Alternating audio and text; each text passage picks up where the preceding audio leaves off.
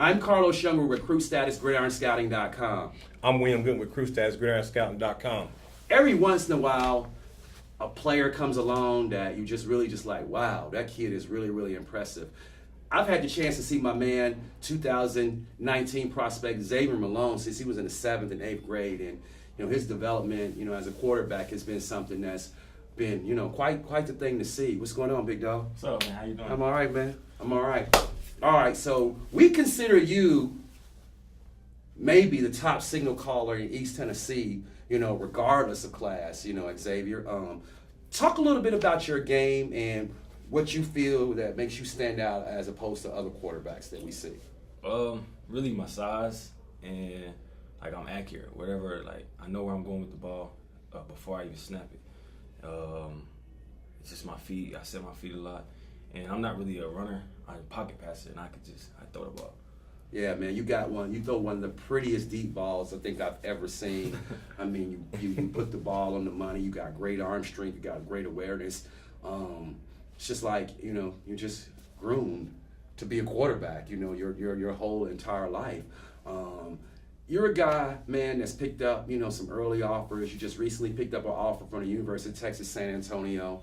In addition to that, you got an Austin Peay offer. Talk about those offers a little bit, and what you like about those programs.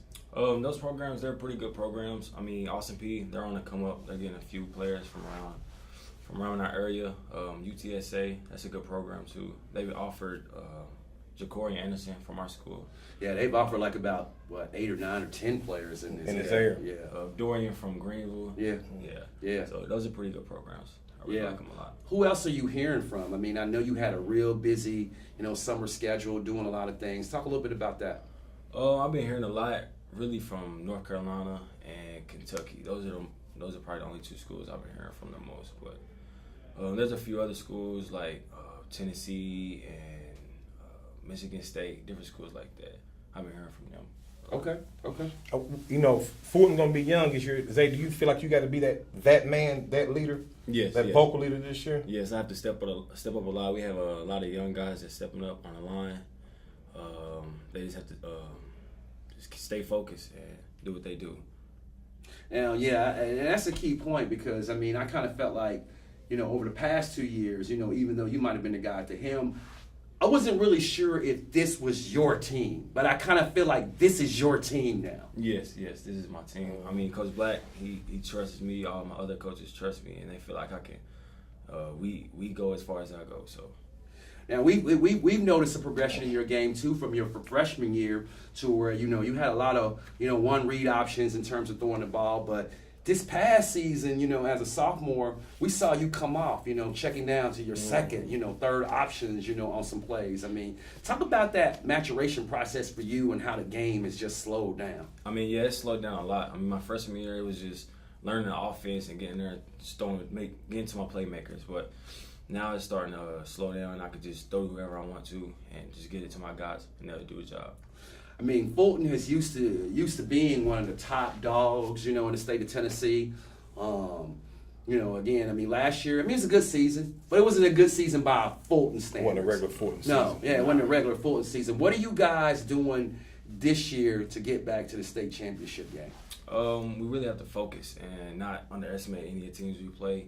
I mean, we underestimated a lot of teams that we played and we lost, obviously, but this year we have to focus and stay, we know where we're going to go, so we have to do what we have to do. Because y'all can beat anybody. I mean, y'all could beat anybody. Yeah. I mean, on the schedule. I mean, that was proven what you guys did in the playoff game, against Knoxville Catholic. I mean, a team that, y'all took it on the chin from in the regular season, but y'all bounced back in the playoffs, and that's where it really matters. I mean, and what do you think was just the difference in a game like that? Really, the whole week we was prepared. And then, we didn't want to lose. We didn't want to get blown out like that again. Right. It was playoffs, so we weren't trying to go home.